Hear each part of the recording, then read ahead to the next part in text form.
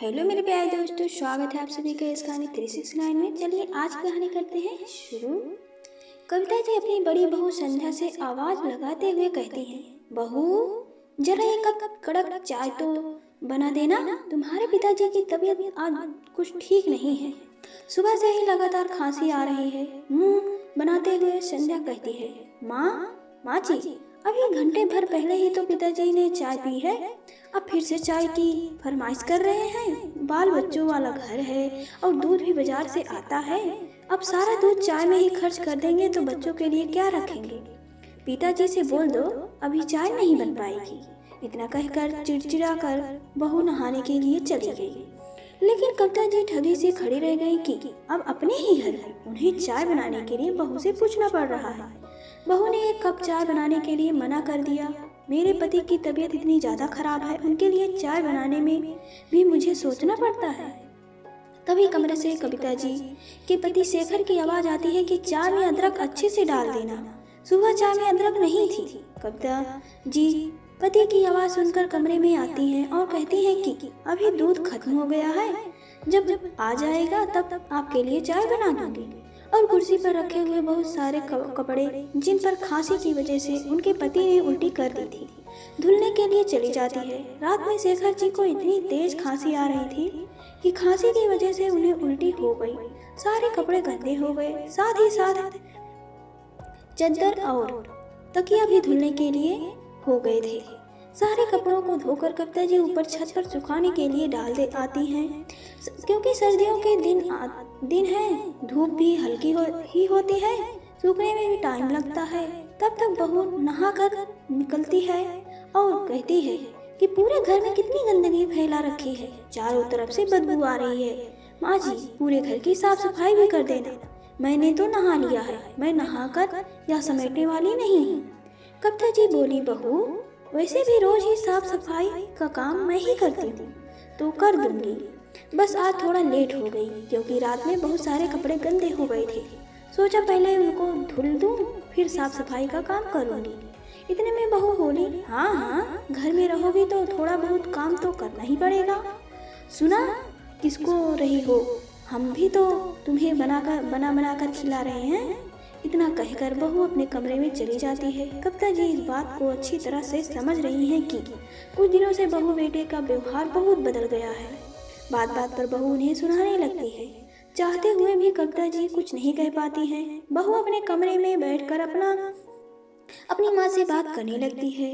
इधर कविता जी पूरे घर की साफ सफाई करने में जुट जाती हैं। उसके बाद जब नहा कर आई तो उन्हें बड़ी तेज ठंड लग रही थी। शेखर जी ने पूछा, अरे कविता तुमने अभी तक मेरी चाय नहीं बनाई? अब तो दूध भी आ गया होगा, जाओ मेरे लिए एक कप चाय बना लाओ।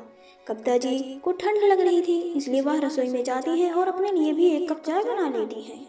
2 कप चाय बनाकर कमरे में आकर चाय पीने लगी। तभी उनकी बहू रसोई में खाना बनाने के लिए आई और चाय के बर्तनों को देखकर चिल्लाती हुई कहती है, माँ जी जरा इधर आओ। बहू की इतनी तेज आवाज सुनकर कविता जी हड़बड़ा जाती हैं कि ऐसा क्या हो गया जो बहू इतना तेज चिल्ला रही है। अपनी चाय को कमरे में ही छोड़कर वह रसोई में आती है तो देखती है बहू रसोई में गुस्से से तिलमिलाई खड़ी हुई है। क्या हुआ बहू, इतना तेज क्यों चिल्ला रही थी? माँ जी मैंने तुमसे कहा था ना कि मोल का दूध आता है, घर में गाय भैंस नहीं बांध रखी है। मैंने जो चारों टाइम चाय पीते हो, जब सुबह मैंने चाय बनाकर दे दी थी तब अभी तो फिर चाय बनाने की क्या जरूरत थी? कविता जी कहती हैं, बहू इसमें इतनी चिल्लाने वाली क्या बात है? मैंने सुबह से ठंडे पानी में इतना सारा काम किया है और तुम्हारे ससुर जी की तबीयत भी ठीक नहीं है, तो क्या 2 कप चाय बनाकर भी नहीं पी सकते हैं? कविता जी से बहू का नाजायज गुस्सा सहन नहीं होता है और वह बहू से इतना कहकर कमरे में चली गई। बहू को भी यह सब सहन नहीं होता है और वह रसोई में बड़बड़ाने लगती है कि आने दो आज तुम्हारे बेटे को, आज तो तुम्हारा हिसाब हो ही जाएगा। मैं अकेले ही तुम्हें अपने घर साथ क्यों रखूं? और भी तुम्हारे बेटे हैं, उनके भी पास जाओ, उनके साथ भी रहो। बहुत रख लिया मैंने, अब तुम अपने छोटे बेटे के पास जाकर रहो, वह भी तो इसी शहर में रहता है। आज तो तुम दोनों का निपटारा होकर रहेगा। इतनी सारी फरमाइशें से बढ़ती जा रही हैं। घर के इतने सारे खर्चे हैं, सब कुछ हमें उठाना पड़ता है। बहू के बड़बड़ाने की आवाज़ कविता जी के कमरे तक स्पष्ट सुनाई दे रही थी। कविता जी भी गुस्से में चाय नहीं पीती हैं और मन ही मन सोचती है कि ठीक है, जो निपटारा होना है हो जाएगा। मैं भी अपने ही घर में इसे घुट घुट कर नहीं रह सकती हूँ। बहू तो मेरे साथ ऐसा व्यवहार करती है जैसे इस घर में मेरा कुछ है ही नहीं। कविता जी अपने बेटे के आने का इंतजार करने लगी। आज बेटा आएगा तो उससे बात करेंगी।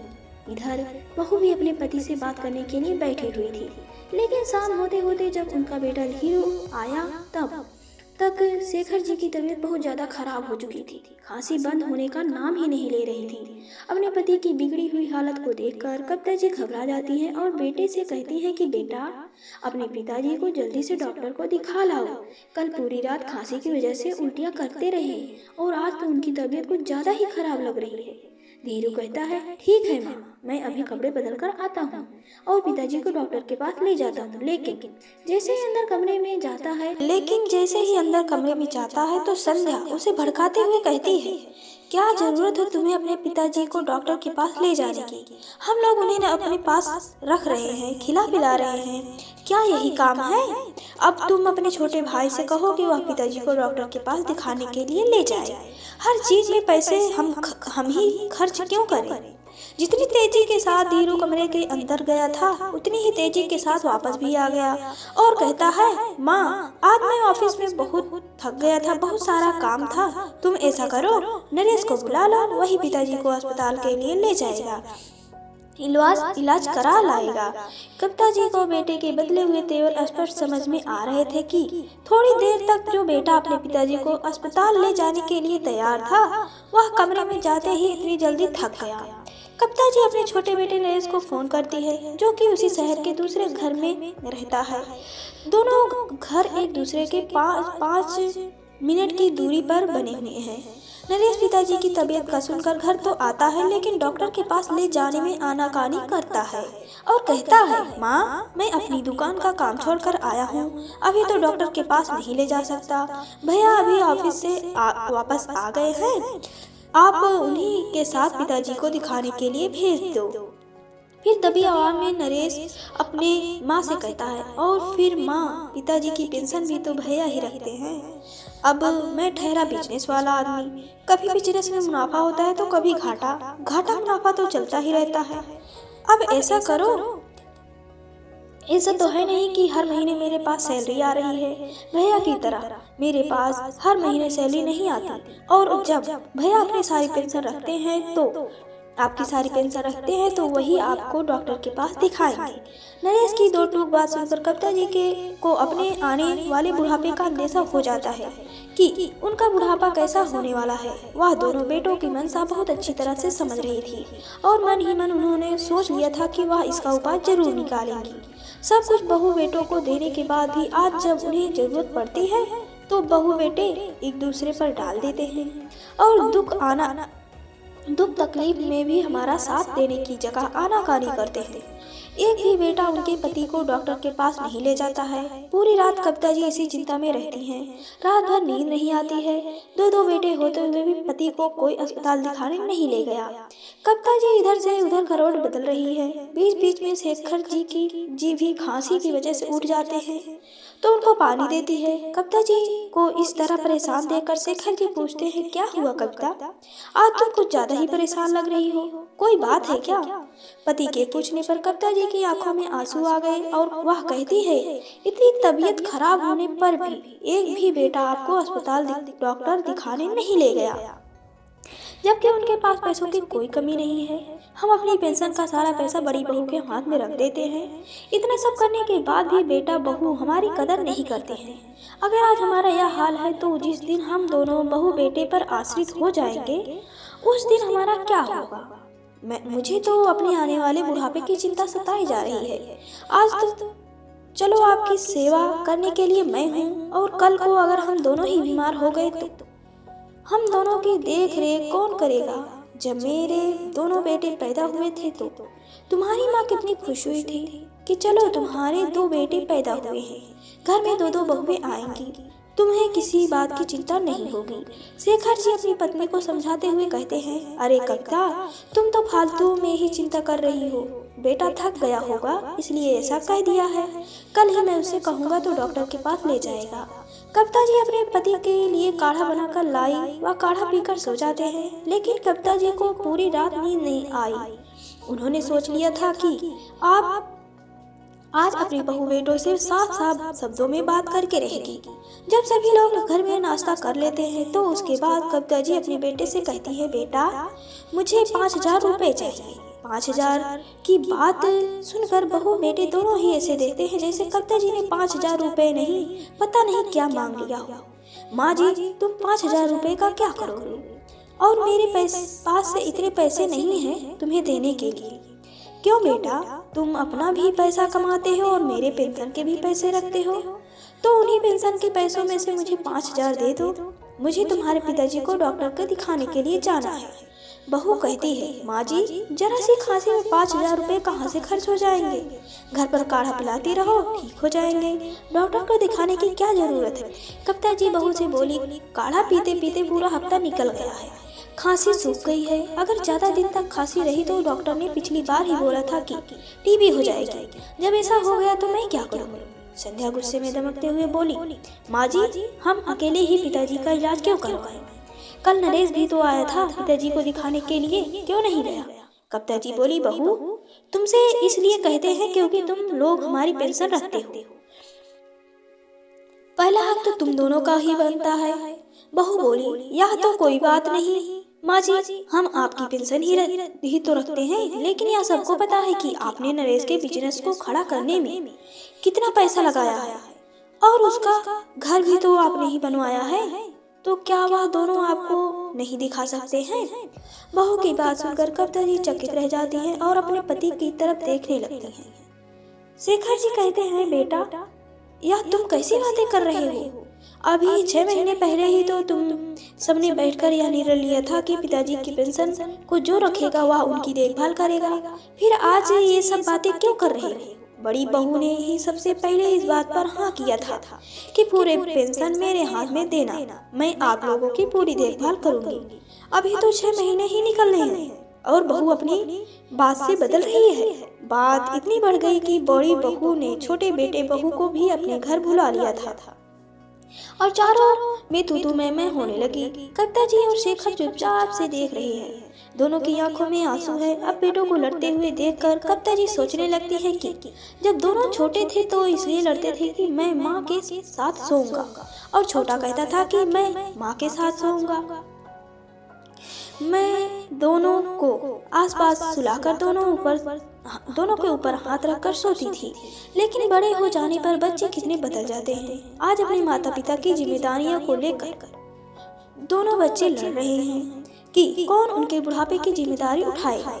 बहुत देर तक कविता जी सब कुछ देखती रहती हैं और उनके बहू बेटे आपस में ही इस बात को लेकर बहस करते रहते हैं कि माँ बाप की जिम्मेदारी कौन उठाएगा, कौन इलाज कराएगा। छोटा बेटा कहता है कि तुम पिताजी की पेंशन ले रहे हो तो तुम ही उन दोनों की जिम्मेदारी उठाओगे, लेकिन बड़ा बेटा कहता है कि मैं अकेला उनकी जिम्मेदारी क्यों उठाऊं? अगर पेंशन ले रहा हूँ तो तुम्हारे लिए भी तो पिताजी ने इतना कुछ किया है। गांव का दूसरा घर तुम्हारे लिए बनवाया है, तुम्हारे बिजनेस में इतने सारे रुपए दिए हैं, तो मैं अकेले ही क्यों उनकी जिम्मेदारी उठाऊं? दोनों में से कोई भी जिम्मेदारी नहीं उठाना चाहते हैं। बेटे बहुओं की ऐसी बातें अब कविता जी से नहीं सुनी जाती है। अपने पति का हाथ पकड़कर ऑटो में बैठाकर अस्पताल के लिए निकल गई। उधर अपने पति को अच्छे से डॉक्टर को दिखाती है और रास्ते में लौटते वक्त अपने पति से कहती है कि हमें कोई ना कोई रास्ता निकालना पड़ेगा जिसकी वजह से हम अपने घर में आराम से रह सके, रोज रोज का कलह ना देखना पड़े, खाने पीने में तंगी ना सहनी पड़े, दुख तकलीफ में बेटे हमारा साथ दे। ऐसा मैं क्या करूं जिससे अपने ही घर में आराम से रह सकूं।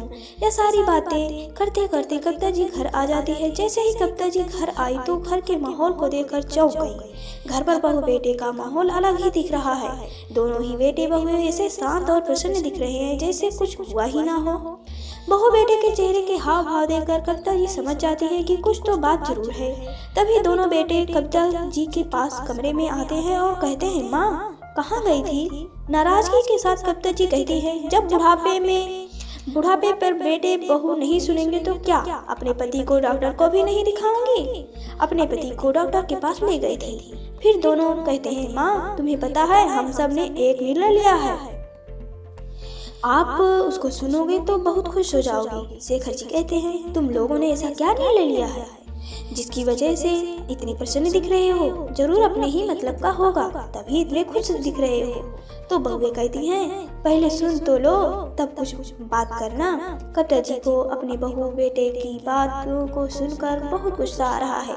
तभी बड़ा बेटा कहता है, माँ हम चारों ने मिलकर यह निर्णय लिया है कि हम आप दोनों को बंटवारा कर लेंगे। आप हमारे पास रहना और पिताजी को हम छोटे भाई के साथ भेज देंगे और पेंशन के पैसे भी आधे आधे ले लेंगे, जिससे किसी एक पर दोनों की जिम्मेदारी नहीं आएगी। अब तुम्हें तो पता है हम लोगों के पास कितनी सारी जिम्मेदारियां हैं और दो लोगों की जिम्मेदारी उठाना कितना मुश्किल होता है। अब एक इंसान की जिम्मेदारी तो मैं उठा सकता हूँ, लेकिन दो लोगों की नहीं उठा सकता। माँ, हाँ माँ, भैया सही कह रहे हैं। बहू बेटों की बात सुनकर शेखर जी और कविता जी अवाक रह जाते हैं। दोनों एक दूसरे को देखते रह जाते हैं कि बहू बेटों ने हम दोनों को लेकर इतना बड़ा निर्णय ले लिया और हम दोनों की मर्जी जानना भी जरूरी नहीं समझा। छोटा बेटा नरेश कहता है, माँ बाबूजी निर्णय लेने की कोई जल्दीबाजी नहीं है, आप पूरा टाइम लीजिए और सोच समझ कर निर्णय लीजिए। वैसे भी आज रात बहुत हो गई है, हम कल आएंगे, तब सब समझ कर हमें बता देना। वैसे सोचने समझने की इसमें कोई बात नहीं है, हम लोगों ने एकदम सही निर्णय लिया है। अपने फरमान सुनाकर बहू बेटे चले गए। शेखर जी घबराए स्वर में कहते हैं, नहीं कविता, हम बुढ़ापे पर अलग अलग नहीं रहेंगे। तुम्हें पता है गांव में मेरे एक मित्र श्याम को उनके बहू बेटों ने बांट लिया था। एक बेटा माँ को सह ले गया और उनकी माँ दूसरे बेटे के साथ गांव में रहती थी। वह दोनों लोग एक दूसरे से दूर रहकर खुश नहीं थे। एक बार श्याम को मेरे पास फोन आया था तो वह फोन पर मुझे बहुत रोए थे कि उन्हें शहर में अच्छा नहीं लगता और घर में उनसे कोई बात करने वाला भी नहीं है। गांव में आकर अपनी पत्नी के साथ रहने का बहुत मन करता है। कभी कुछ अच्छा खाने का मन हो तो बहू से कह भी नहीं पाते, एक दूसरे का दुख दर्द भी नहीं बांट पाते हैं। और यही हाल गांव में उनकी पत्नी का भी था। दिन भर बहू के साथ काम करती, लेकिन दुख तकलीफ होने पर भी किसी से अपने मन की बात नहीं कर पाती थी। मेरे मित्र को जरा सा बुखार आया था, उनकी पत्नी ने कितना कहा कि पिताजी को गांव में कर दूंगी, लेकिन गांव वाला बेटा पिताजी को अपने साथ रखने के लिए तैयार नहीं था। बेचारे ठीक से देखभाल न होने की वजह से इस दुनिया को छोड़कर चले गए। अपने पति को जाने के गम उनकी पत्नी भी सहन न कर पाई और कुछ ही दिनों में वह भी चल बसी। कविता, मेरी तो तबीयत वैसे भी ठीक नहीं रहती है, एक तुम ही हो जो मेरी देखभाल करती हो। अगर बहू बेटे के पास हम दोनों अलग अलग रहेंगे तो हमारे लिए बहुत मुश्किल हो जाएगा और बुढ़ापे पर तो एक दूसरे की भी ज़्यादा ज़रूरत होती है। अगर हमें कुछ दुख तकलीफ होती है तो कम से कम एक दूसरे के साथ उसे बांट तो लेते हैं। एक दूसरे के साथ दुख तकलीफ को बांट लेने से मन हल्का हो जाता है। कविता जी अपने बेटों के निर्णय से बिल्कुल खुश नहीं थी और उन्हें पता था अगर आज वह नहीं बोलेगी तो उनके बहू बेटे भी उनके साथ वही करेंगे जो उनके पति के मित्र का हाल हुआ था। सब कुछ होते हुए भी वह अपने बुढ़ापे को अलग अलग रहकर दुख दर्द में नहीं काटना चाहती थी। पूरी जिंदगी तो अपने बेटों के लिए किया है, बेटों ने जो भी फरमाइश की उसे पूरा किया है, उनकी ज़रूरतें कम करके बेटों की ज़रूरतें पूरी की है, अपनी ज़रूरतें कम करके बेटों की ज़रूरतें पूरी की है। पूरी जिंदगी एडजस्टमेंट में निकाल दी और बुढ़ापे पर जब बहू बेटों की सारी बारी आई तो उन्हें माँ बाप को रखना भारी पड़ रहा है। दोनों पति पत्नी रात भर सोते नहीं हैं। उन्हें यही चिंता सताई जा रही है कि वह अकेले कैसे रहेंगे। लेकिन कविता जी बहुत ही समझदार और सुलझी हुई महिला हैं। वह अपने पति को सांत्वना देते हुए कहती हैं, आप चिंता मत करो, हम सुबह दोनों बेटों से बात करेंगे। इधर बेटे भी सुबह होते ही अपने माता पिता के निर्णय का इंतजार करने लगते हैं। नाश्ता करके नाश्ता करने के बाद दोनों बेटे बहुए डाइनिंग टेबल पर बैठे हुए हैं। कविता जी नाश्ता करके अंदर कमरे में चली जाती हैं और बार बार दरवाजे की तरफ देख रही हैं, शायद किसी के आने का इंतजार कर रही हैं। बहुत देर तक वह माँ का इंतजार कर रहे हैं। माँ बार बार दरवाजे की तरफ क्या देख रही हो और आपने क्या निर्णय लिया है? एक काम करो, आप पिताजी का सामान पैक कर दो, हम उन्हें अपने साथ ले जाएंगे। और भैया 2 दिन बाद ही एक तारीख है, पेंशन के आधे पैसे भी मैं लेने आ जाऊंगा। तभी दरवाजे पर कोई आता है। कविता जी जल्दी से दरवाजे के पास जाती है और कहती है, आइए आइए वकील साहब, मैं सुबह से ही आपका इंतजार कर रही थी। तो बड़ा बेटा कहता है, माँ आपने वकील साहब को घर क्यों बुलाया है? बेटा अब यही सारी बातें वकील साहब ही समझाएंगे। वकील साहब कुर्सी पर बैठते हुए कहते हैं, तो बेटा बात यह है कि यह घर जिसमें तुम लोग रहते हो यह कविता जी के नाम है और कविता जी की इच्छा है उनके बेटे बहू इस घर को खाली कर दें। अब वह बेटे बहू के साथ इस घर में नहीं रहना चाहती हैं। वकील साहब की बात सुनकर दोनों बेटे बहू अवाक रह जाते हैं। चिल्लाते हुए कहते हैं, माँ तुम पागल हो गई हो, अपने ही बेटे बहुओं को घर से बाहर निकाल रही हो। दोनों बहुएं भी आंखें तरेरते हुए कहती हैं, लगता है बुढ़िया बुढ़ापे में पर सठिया गई है, जो हम दोनों को घर से निकालने की बात कर रही है। एक बार वकील को तो बुलाने से पहले मुझसे पूछ तो ली थी। माँ कविता जी पास में पड़े हुए डंडे को उठाकर दोनों बेटे की तरफ जाकर कहती है, तुम दोनों की हिम्मत कैसे हुई हम दोनों पति पत्नी को अलग करने की और अपना निर्णय मेरे ऊपर थोपने की? थोपने से पहले मुझसे पूछा था तुमने? तुम चारों ने निर्णय ले लिया हम दोनों को अलग अलग करने का। तब तुम्हें जरूरी नहीं लगा कि एक बार माँ और पिताजी से भी पूछ लें कि वह क्या कहते हैं? और आज दो बेटों के लिए बूढ़े माता पिता बोझ हो रहे हैं। मुझे ऐसे बहू बेटे के साथ नहीं रहना है और तुम लोग अच्छी तरह से जानते हो यह घर मेरा है। मैंने इस घर को बनवाने के लिए पति के फंड से सारे पैसे दिए थे।